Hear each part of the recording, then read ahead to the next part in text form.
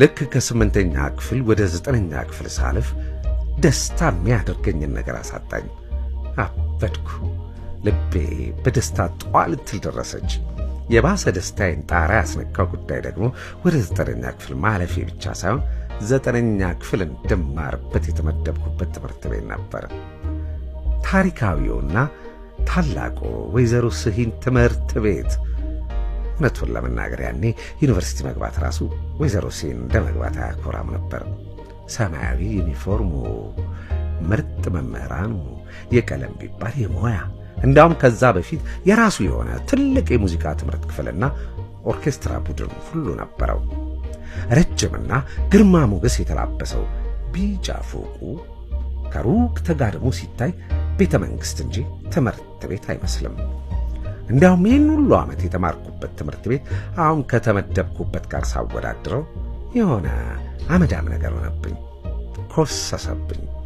ክላሶቹንም ማሳያቸው የዶሮ ቤት መስለው ታዩኝ። ውይ ሞት ይርሳኝ! እንዲህ በደስታ ሰክሬ ጓደኛዬን፣ አብሮ አደጌን፣ ዓላሜን ረሳሁት። የት ሄደ? ፍለጋ ጀመርኩ። ዓላሜን ጓደኛዬ ነው፣ አብሮ አደጌ፣ ዝምተኛ ልጅ ነው።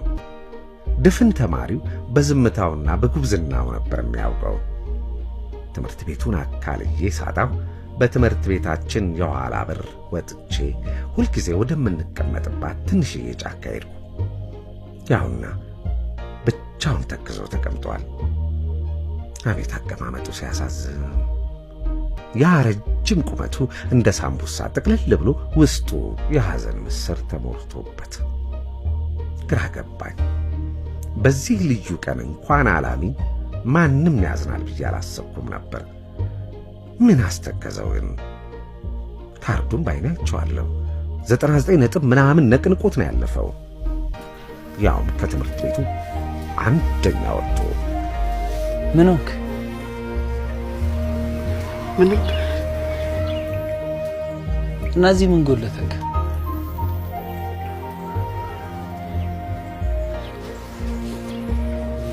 አፋጎደቀች። እኔም እንደ ሳምቡሳ በጥፍጥፍ ብዬ ዓላሜን ጎን ተቀመጥኩ። ጠጋለልኝ።